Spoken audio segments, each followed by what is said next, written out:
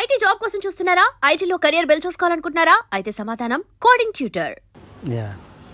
ఇప్పుడు సూచన సాంగ్లో మనం సితార్లు పెట్టుకొని అంటే వేరే టైంలో చేసాం అనుకోండి, అది ఆ స్టైల్ ఇప్పుడున్న న్యూ వేవ్ న్యూ మ్యూజిక్ అంటే వరల్డ్ మ్యూజిక్స్ ఎన్నో కొత్త వచ్చినాయి, న్యూ ఏజ్ మ్యూజిక్.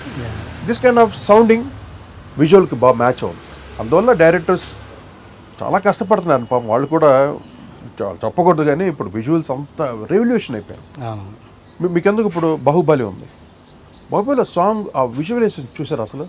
అప్పుడు చాజరా దానికి ఆ షార్ట్ చూసారా?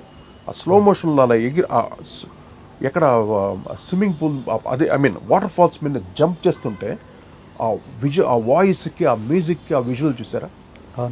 అది డైరెక్టర్ అనే వాడికి సౌండ్ నాలెడ్జ్ కూడా ఉండాలి. ఆ మ్యూజిక్ నాలెడ్జ్ ఉంటే విజువల్స్ కూడా అంత గొప్పగా తీయచ్చు. కొన్ని తప్పట్ల పాపం డైరెక్టర్స్ వాళ్ళు ఈ ఏదో రకరకాల మ్యూజిక్ విని చేయాలండి. వెరైటీ ఇప్పుడు వెరైటీ ఎంత వెరైటీ చేస్తే అంత జనాలు చూస్తారు. So this all natural.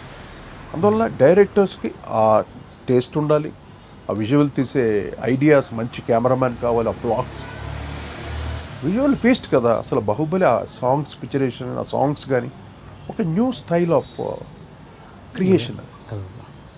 అందువల్ల డైరెక్టర్స్ మనం అలా తెచ్చివ్వటం వల్ల తప్పు లేదు, అలా చేయటం వల్ల అంతా ఒక వెరైటీగా కొట్టుకుపోతుంది సినిమా.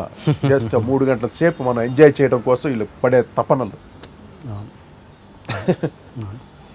అండ్ ఇంకోటి, మీరు ఈ మధ్య కాలంలో ప్రతి ఇంటర్వ్యూలో మీరు మీ గురించి చెప్పుకోవడం ఎక్కువైపోయింది. అంటే నేను ఇది నేను ఇంటర్నేషనల్ స్టాండర్డ్ మ్యూజిక్ డైరెక్టర్ని, నేను ఫలానా లాంగ్వేజ్కి వెళ్ళి ఎక్కడైనా నేను చేయగలను, ఇది ఎప్పుడో మేము చేసాము, నా నుంచే వీళ్ళు పుట్టారు, ఇది ఎక్కువైపోయింది. మీరు ఎందుకు ఇలా మీ గురించి మీరు ఎక్కువగా చెప్పాను? నేను చెప్పుకోవడం నేను కావాలని గొప్ప చెప్పడం, నాకు డబ్బాలు కొట్టుకోవడానికి అవసరం లేదుగా. నాకు ఐ డిడ్, నేను చేశాను కాబట్టి చెప్తాను. నాకు మీకు ప్రూఫ్ చేయాలా? మీరు వచ్చి వినండి, మా మ్యూజిషియన్స్ అడగండి, వచ్చి చెన్నైలో వచ్చి ఆస్క్ మై రెహమాన్, మీరు అడగండి కోటి ఏం చేశాడు, ఇలా అలా చెప్తున్నాడు, డబ్బాలు కొట్టుకుంటున్నాడు గొప్ప అని. నాకు గొప్పలు చెప్పుకోవడం గురించి కాదు, నేను ఇది చేశాను, మీకు తెలియదు, మీరు వినలేదు, అది మీకు రీచ్ అవ్వలేదు అని నా బాధ. అంతేగాని ఇప్పుడు ఈరోజు ఆడు చేసి ఇది చేశాడని ఆడు గొప్ప అంటే నేను ఎలా ఒప్పుకుంటాను? Already we done. మొన్న రెహమాన్ కలిసినప్పుడు ఇక్కడికి వచ్చాడు. వాడు వచ్చినప్పుడు నేను రోషన్ రమ్మని చెప్పాడు. తను ఏదో ఆడియో ఫంక్షన్కి వచ్చినప్పుడు నా కొడుకుతో చెప్తున్నాడు, తను మీ నాన్న మ్యూజిక్ ఎలాగుండేది తెలుసా, ఇళయరాజాది ఇక్కడ ఉండేది నా మ్యూజిక్ అనేవాడు అన్నాడు. తను నోటితో చెప్పి, నేను అబద్ధాలు చెప్పడం కాదు. అంటే నేను ఇళయరాజా గొప్ప కాదండి, నేను అన్ని రకాలు ట్రై చేశాను, నేను వేరియేషన్స్. అది ఎక్కడికి ఇన్స్పిరేషన్ తీసుకొని ఎంత ఒక తెలుగు మ్యూజిక్ని ఒక నెక్స్ట్ లెవెల్ తీసుకుని వెళ్ళాలి అని అప్పటి నుండి నేను స్టార్ట్ చేసిన ట్రెండ్ ఇప్పుడు అందరూ చేస్తున్నారు అని నేను గొప్పగా గ్రేట్గా చెప్పుకోగలను. అది నేను చేశాను కాబట్టి. ఓకే, అంటే అది ఈ ప్రాసెస్లో కొంతమంది హర్ట్ అయ్యే ప్రమాదం ఉంది కదా. ఎలా ఏ విధంగా చెప్పడం వాళ్ళకంటే నేను గొప్ప అని, లేకపోతే నా వల్లే వాళ్ళు వచ్చారని ఇలాంటి చెప్పుకోవడం వల్ల. నా వల్లే వచ్చారు నేను చెప్పాలి. నా దగ్గర పనిచేశారు వాళ్ళు, నా దగ్గర పనిచేసిన ఫీల్ డెఫినెట్గా ఉంటుంది వాళ్ళకి. అది డెఫినెట్గా వాళ్ళు ఇంప్లిమెంట్ చేయాలి అంతే. వాడు ఎవరు కొత్తగా ఎవరు చేస్తారు? ఇప్పుడు ఒక దగ్గర పనిచేసిన తర్వాత నేను చక్రవర్తి గారి పనిచేశాను, ఆల్మోస్ట్ ఆయన ఇంపాక్ట్ నాకు కొద్దిగా ఉంటుంది, కొద్దిగానే ఉంటుందిగా. అలాగే నా దగ్గర వీళ్ళందరూ పనిచేసి వచ్చారు కాబట్టి అందరి దగ్గర నా యొక్క ఫీల్ డెఫినెట్గా ఉంటుంది. నేను అంటే ఒక కీబోర్డ్ని ఎలా వాడాలి, ఒక కార్డ్స్ ఎలా వాడాలి అని మీకు మ్యూజికల్గా చెప్తే అర్థం కాదు. అదేదో నేను అన్ని పీకేసినట్టు చెప్పినట్టు అన్ని భావిస్తాను, వినేవాళ్ళకి అలా అనిపిస్తుంది. అది వాళ్ళు కూర్చుంటే వాళ్ళు చెప్తే మీరు వింటారు. నేను ఓపెన్గా చెప్పాను కాబట్టి మీకు అలా అనిపించవచ్చు, కానీ నా ఉద్దేశం అది కాదు. అన్ని రకాల మ్యూజిక్ ట్రై చేసాము, లేకపోతే వీళ్ళంతా ఈరోజు ఈ స్టాండర్డ్ మ్యూజిక్ చేయగలుగుతున్నారంటే ఒక కీబోర్డ్ ప్లేయర్లు మ్యూజిక్ డైరెక్టర్ ఎలా అవ్వగలరు మీరు చెప్పండి? How can you imagine? ఒక కీబోర్డ్ ప్లేయర్ వాంచేవాడు ఒక మ్యూజిక్ కంపోజర్ ఎలా అవ్వగలడు? ఎలాగ అయ్యాడు? అసలు కీబోర్డ్ సిస్టమ్ ఎక్కడి నుండి వచ్చింది? It started from me. You ask anybody in south India, కీబోర్డ్లో ప్రోగ్రామింగ్ అనేది ఉంటుంది, రిథమ్ బాక్స్కి సీక్వెన్సింగ్, ఇవి ఎక్కువ చేసేవాడు నేను రాజు ఓవర్గా. ఈ సిస్టమ్ మొదలైపోయింది అన్ని దగ్గర. ఇది చేసి దీని మీద ఓవర్ డబ్స్ చేసేవాడు, ఆర్కెస్ట్రా అంతా మిక్స్ చేసేవాడు. ఓకే. ఈ సిస్టమ్ మేము తీసుకుని వచ్చాం. ఇళయరాజా గారి ఆయన దగ్గర ఉండేది, కానీ ఆయన వేరే రకంగా వాడేవాడు. ఆయనంతా సిస్టమేటిక్ థియరిటికల్గా ఉండేది. మా దగ్గర కాదు, మేమంతా ఎక్స్ట్రీమ్స్. Okay okay. ఒక ఎలక్ట్రానిక్ మ్యూజిక్ని ఓన్లీ ఎలక్ట్రానిక్స్ తోటి సాంగ్ చేసాం. ఒక 1 వీక్ మొత్తం రెహమాన్ స్టూడియోలోనే రికార్డ్ చేసాం ఒక పాట. అది దీంట్లో ఇద్దరే అనే సినిమాలో. ఓకే, ఈయన మేము చేసాం కాబట్టి నేను చెప్తున్నాను సార్ ధైర్యంగా. సౌత్ ఇండియాలో ఎవడు చేయలేదు, ఈవెన్ నార్త్ ఇండియాలో ఎవడు చేయలేదు మేము చేసిన స్టైల్. అక్కడ లక్ష్మీకాంత్ పార్లర్ ఒక స్టైల్, బప్పిలేరు వచ్చిన తర్వాత ఒకటే డిస్కో బీట్ అయింది ఒక స్టైల్. ఎందుకు రీ రికార్డింగ్ కోసం నా కోసం ఎందుకు వెతుకుని రావాలి బాంబే నుండి?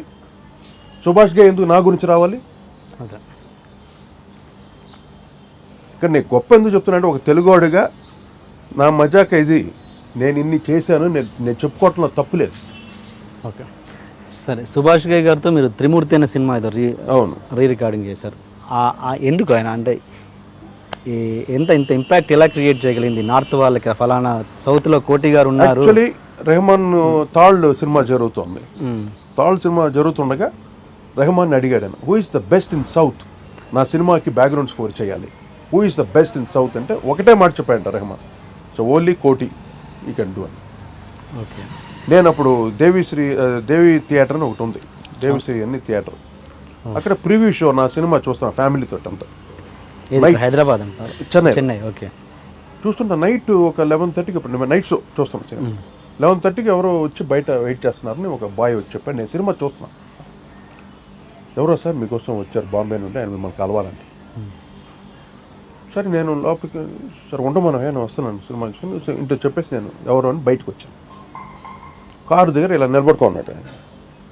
నేను బయట, నాకు సుభాష్గా తెలియదు అసలు. Okay sir hello sir, Kotiji, oh very good sir, sir I'm Subhash Ghai అన్న. ఓరి మా Subhash Ghai, Subhash ji sir, what wonderful sir. కలిసి నాకు ఎగ్జైట్ అయిపోయింది. ఏంటి సార్ అంటే, లేదు ఇలాగ రెహమాన్ చెప్పండి నా సినిమా త్రిమూర్తి సినిమా మీరు రీ రికార్డింగ్ చేయాలని. చాలా హ్యాపీ వేసి Rahman told me that you are the best అని. ఇంకా నాకు పొంగిపోయాను, బా వాడు చెప్పి పంపించాడు నాకు. సరే రీ రికార్డింగ్ చేసి వెరీ మచ్ హ్యాపీ. సినిమా బుస్కో దొబ్బింది. మల్టీ స్టార్ ఫిలిం అది. ఎవరు ముకుల్ ఆనంద్, వండర్ఫుల్ డైరెక్టర్, అతను డైరెక్ట్ చేశాడు ఆ సినిమా. పిక్చర్ ఫ్లాప్ అయింది. అంటే నా బ్యాడ్ లక్ ఏంటంటే, ఒక సినిమా హిట్ అయి ఉన్న హిందీ ఫీల్డ్లో ఇంకా కొంచెం అలా ఎస్టాబ్లిష్ అయ్యాను. కానీ నాకు చాలండి, మా తెలుగు చాలండి బాబు. మా తెలుగు మ్యూజిక్ని ఏదైనా సంథింగ్ చేయాలనుకున్నాం. సరే ఇప్పుడు అందరూ యంగ్స్టర్స్ అన్ని చేస్తున్నారు బ్రహ్మాండంగా. సపోజ్ ఇప్పుడు కొంతమంది మ్యూజిక్ డైరెక్టర్ అని కాదు, మామూలుగా ఒక వ్యక్తికి అసలు మ్యూజిక్ నాలెడ్జే ఉండదు, కాకపోతే అతను ట్యూన్స్ అద్భుతంగా చేయగలడు. అతనికి ఏం గమకాలు ఏమీ తెలియదు, అద్భుతంగా ఒక ట్యూన్ చేయగలడు. అదే ఒక అద్భుతమైన అన్ని సినిమా మ్యూజిక్ పరంగా విపరీతమైన నాలెడ్జ్ ఉంది, అతను ఒక సాధారణమైన ట్యూన్ చేశాడు. అంటే నేను అనేది ఏంటంటే, పాట పరంగా బయటికి వచ్చాక, రిలీజ్ అయ్యాక ఏమీ తెలియని వాడు చేసిన ఒక మంచి ట్యూన్ గొప్పదా, లేకపోతే అన్నీ తెలిసిన వాడు చేసిన ఒక మామూలు పాటని దేన్ని ఎక్కువగా పరిగణించాలి? ఏది ప్రజారాజ్యకం అవుతుందో, ఏ పాటను ప్రజలు ఇష్టపడతారో అదే పాట. ఏ సాహిత్యం అయితే ప్రజలు అందరూ మెచ్చుకుంటారో అదే సాహిత్యం. సో ఈ లెక్కన ఎవరైనా మ్యూజిక్ డైరెక్టర్ కావచ్చు, ఎవరన్నా చేయొచ్చు. ఇది ప్రజలు వాళ్ళే సాక్షి దానికి, అంతే. అందుకని ఎవరు పట్టి వాళ్ళు చేస్తున్నారు మ్యూజిక్, అందరూ సక్సెస్ అవుతున్నారు, కొంతమంది ఫెయిల్యూర్ అవుతున్నారు. ప్రజలకి రీచ్ అవ్వాలి, ప్రజలు మెచ్చుతేనే అండి పాట అన్న ఏదన్నా. ఇది జస్ట్ కమర్షియల్ మీడియా. అంటే మ్యూజిక్ డైరెక్టర్గా మీరు చెప్తున్నారు, ఒక సంగీత విద్వాంసుగా ఉంటే అది ఆ సిస్టమ్ వేరు. మ్యూజిక్ డైరెక్టర్గా ఉన్నప్పుడు జనాలకి ఏది ఇస్తామో, ప్రజలు మెచ్చేదే సినిమా, ప్రజలు మెచ్చేదే పాట, ప్రజలు మెచ్చేదే సాహిత్యం, వాట్ ఎవర్ ఇట్ ఇస్. ఆ క్రెడిట్ అలాగే వెళ్తుంది. మరి బయట ఉండి సంగీత విద్వాంసులుగా ఉన్న వాళ్ళు ఆ పాట చూసి దాంట్లో మిస్టేక్స్ ఎదుగుతుంటారు కదా, అదే మామూలు జనాలకు రీచ్ అయిన పాట గొప్ప విషయం తెలుసా? మొన్న మన ఏదో ఫంక్షన్లో బాలకృష్ణ గారు పాట పాడుతున్నాడు, నేనే ఉన్నాను పక్కన. బాలమురళీ కృష్ణ గారు, బాలకృష్ణ హీరో బాలకృష్ణ గారు 2-3 పాటలు పాడి ఒక స్టార్ పాడుతున్నాడు. అక్కడ స్టార్ పాడుతున్నప్పుడు మీరు తాళం చూస్తారా? అంతేగా. ఏం చూస్తారు మీరు? ఆ స్టైల్ చూస్తారు. శృతి చూస్తారా? శృతి ఎవడు చూస్తాడు? అంతే. ఆ స్టైల్ చూస్తాడు. ఒక హీరో పాడుతున్నాడు, ఒక బాలయ్య బాబు పాడుతున్నాడు, అది బాలయ్య బాబు డౌట్, ఏంటి ఏంటి కోటి ఓకేనా? సూపర్ బాబు, కమాన్, రాకెట్ ఈ రాకెట్. పాటే పాడినట్టున్నాడు. అది పాడాడు, ఆయన సింహాలో ఒక సాంగ్ పాడాడు. అది 2 పాటలు ఆయనకు బాగా ఇష్టమైన పాటలు, చాలా చక్కగా పాడాడు. ఇప్పుడు శృతి అది ఒక ప్రొఫెషనల్ సింగర్ పాడుతున్నప్పుడు నేను అదే నా పాయింట్, అదే నేను చెప్తాను. ఈవెన్ నా షోస్ చేసినప్పుడు కూడా, చిన్న పిల్లలతో షో చేస్తున్నప్పుడు కూడా వాళ్ళ నాలెడ్జ్ ఎంత, వాళ్ళకి ఎంత పాడుతున్నారో అంతవరకే, వాళ్ళ ఊపిరి ఎంత, వాళ్ళ నాలెడ్జ్ ఎంత. ఇక్కడ మనం వెంటనే అక్కడ సుశీల్ గారిని జానకి గారి లెవెల్లో మనం ఊహించేసుకుంటాం. ఇక్కడ తప్పు పాడేవని ఎలా చెప్పుకోవాలి వాళ్ళకి? వెరీ గుడ్, సూపర్, ఈ వయసులో నువ్వు ట్రై చేసావే, అదే గ్రేట్ అటెంప్ట్. ఇది నా వే ఆఫ్ జడ్జ్మెంట్. మీ అబ్బాయి సినిమా నిర్మలా కాన్వెంట్ సినిమాలో ఆ పాట మామూలుగా విపరీతంగా పాపులర్ అయిపోయింది. అవును. ఏంటి దాని మీద ఆయన కృషి ఏంటి, ఏంటి అసలు దాని బ్యాక్గ్రౌండ్ ఏంటి? అది ఏంటో అలా కుదిరింది వాడికి. అది ఫస్ట్ ఆ ట్యూన్ కంపోజ్ చేసి నాకు వినిపించాడు. డాడీ ఒక చిన్న రిక్వెస్ట్ డాడీ. ఏంటి నాన్న? ఏంటి? ఇది అమీన్తో పాడించాలని ఉంది నాకు, ఏఆర్ రెహమాన్ కూడా. అంతకుముందు ఒక సినిమాలో ఏదో తను అవును ఒక చిన్న సూఫీ ఏదో పాడాడు. అవునవును. వాయిస్ బాగుంది డాడీ, చాలా హాంటింగ్గా ఉంది, ఆ వాయిస్తో పాడించాలి డాడీ అని. సరే అడుగుదాం, ఏముంది వాడిని అడుగుదాం అనేసి అతనితో మెయిల్ టచ్ అనమాట. మెయిల్లో చేస్తే నేను ఆలోచించి చెప్తాను, ఇంట్లో ఫ్యామిలీని అడుగుతాను అని చెప్పి ఒక 1 వీక్ టైం తీసుకున్నాడు రెహమాన్. సరే ఒకసారి రెహమానే టైం తీసుకున్నాను. నేను ఇంట్లో ఒకసారి అడగాలి, ఎందుకు తను సడన్గా అడగాలి భయపడ్డాడు. ఏంటి తెలుగులో వీడేం పాడతాడు చిన్నోడు అన్నట్టు, చిన్నోడు కదా వాడు కూడా. భయపడి నేను ఒకసారి ఫ్యామిలీని అడుగుతాను అంటే వాళ్ళ మదర్ని అంతా అడిగినట్టున్నాడు. నేను అనేసరికి వాళ్ళకి మంచి ఒక రెస్పెక్ట్ వాళ్ళకి అందరూ. అడిగేసరికి 1 వీక్ తర్వాత ఓకే సాంగ్ పంపించండి అన్న. రోషన్ సాంగ్ మెయిల్ చేసి విని నచ్చింది, వెరీ గుడ్, బాగుంది, డెఫినెట్గా పాడిస్తాను ఒప్పుకున్నాడు రెహమాన్. ఒప్పుకున్న తర్వాత అప్పుడు రోషన్ అక్కడ పంపించాను చెన్నైకి. పంపిస్తే రెహమాన్ దగ్గరుండి తనే అంటే వాడు భయపడుతున్నాడంట. ఐ మీన్ రోషన్ చూసి పాడుతుంటే వాడికి రావట్లేదంట. రోషన్ వెళ్ళి కింద కూర్చో నేను మిక్స్ చేస్తానని చెప్పి రెహమాన్ దగ్గర కూర్చొని ఎవ్వరు లేకుండా తనే దగ్గరుండి మిక్స్ చేసి పంపించాడు ఆ బంగారం. చూడండి అది ఎంత తను చాలా ఎంత భక్తుడంటే అల్లా అంత భక్తుడు అనమాట. ఎప్పుడు ఆ ధ్యానంలో అలాగే ఉంటాడు రెహమాన్. చాలా అది తన గురించి నేను గొప్పగా చెప్పలేను. కొంతమంది సన్యాసులు ఉంటారు, ఏదో ఉంటారు. Is a pure spiritual. మీకు విషయం తెలియదు, రజనీకాంత్ కూడా ఒకసారి ఆయన గురించి చెప్పాడు రెహమాన్ గురించి. అదేదో అంతకుముందు ఏం సినిమా చేశాడంటే రోబో ఆడియో ఫంక్షన్ ఇప్పుడు రెహమాన్ గురించి ఎంత గొప్పగా చెప్పాడంటే ఈజ్ పక్క మహాన్ అన్నాడు. ఏఆర్ రెహమాన్ ఈజ్ అ మహాన్, is a Saint, real Saint. ఒక ఈగో ఇది ఏమీ లేనటువంటి రియల్ ట్రూ సెయింట్ అంటే అది అన్నట్టు రజనీకాంత్ లాంటి వాడే తన గురించి చెప్పాడంటే అంత సెయింట్లీ ఫిగర్ అనమాట రెహమాన్. తను దగ్గరుండి ఆ బిడ్డతో మిక్స్ చేసి పంపించాడు. పంపించిన తర్వాత నన్ను అడగమనంట, డాడీకి వినిపించు, ఆయన ఓకే. నేను విని చాలా బాగుంది, చక్కగా పాడించాడు ఆయన. అది ఫస్ట్ రిలీజ్ చేశారు రెహమాన్ కొడుకుతోటి. ఈ పాట అలాగా నాంతుంది బాగా బయట, ప్రతి ఒక్కరు ఎక్కడ చూసినా కొత్త కొత్త భాష అనేది అలాంటి. తర్వాత నాగార్జున గారు పాడారు ఈ సాంగ్ని. ఆయన ఎంత అంటే రోషన్ ఎంత ప్రేమిస్తాడంటే అంత ఇష్టం రోషన్ అంటే. నేను వెళ్ళాను వాయిస్ మిక్సింగ్ ఊరికి, నన్ను రమ్మన్నారు, డాడీ మీరు కూడా ఉంటే బాగుంటుంది డాడీ, ఆయన వచ్చి పాడుతున్నారు. సరే నేను వెళ్ళాను. నేను ఎందుకురా నాన్న పాడతారు కదా. లేదు డాడీ కొంచెం ఆయన తన పెద్ద ఆయన కదా, మీరు ఉంటే బాగుంటుంది. నేను ఊరికే కొంచెంసేపు ఉండేసి బాబు ఎక్సలెంట్ అసలు ఏంటి ఏదంటే ఆయన బాగా హ్యాపీ అయిపోయి బ్రహ్మాండంగా ఆ రోజు పాడిన తర్వాత వీడు ఏం మిక్స్ చేశాడు బాగా చేసేసరికి ఫెల్ట్ వెరీ హ్యాపీ. అంటే ఒక ప్రొఫెషనల్ సింగర్ పాడినట్టు అయిపోయింది సాంగ్.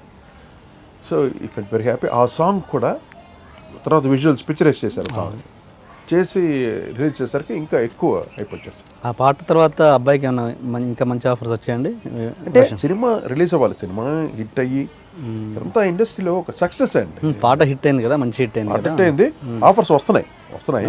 ఇది కొంచెం చూసీగా ఉన్నాడు జాగ్రత్తగా.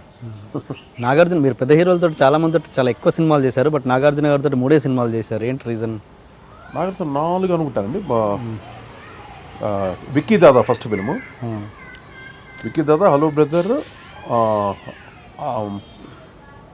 ఇద్దరే, 3 4 అంతే, 3 అని ఉంటాను. 3 అదే 3 చేశారు. Nagarjuna also very sweet. నాకు అసలు సిసింద్రి నేనే చేయాల్సింది. ఓకే. అంటే నా కోసం 1.5 మంత్ వెయిట్ చేశారు పాప అమల గారు కానీ నాగార్జున గారు కానీ. ఓకే. నేను చెయ్యాలని. నాకేంటంటే అక్కడ డేట్స్ అంటే రీ రికార్డింగ్ అది అల్లుడ మజాక డేట్స్ కన్ఫర్మ్ చేయరు. ఇదిగో అదిగో ఎడిటింగ్ జరుగుతుంది, పంపిస్తాను, ఇది పంపిస్తాను. ఈ డైలమాలో పెట్టేశారు నన్ను. నేను ఇటు డేట్ ఇవ్వలేక అటు డేట్ ఇవ్వలేక టెన్షన్లో ఉన్నాను నేను. ఓకే. నాగార్జున కోపం వచ్చేసింది. ఎన్ని రోజులు వెయిట్ చేస్తాడు నా కోసం అయినా వచ్చి అప్పుడు రాజుని పిలిచి ఇచ్చాడు అన్నమాట సిసింద్రి.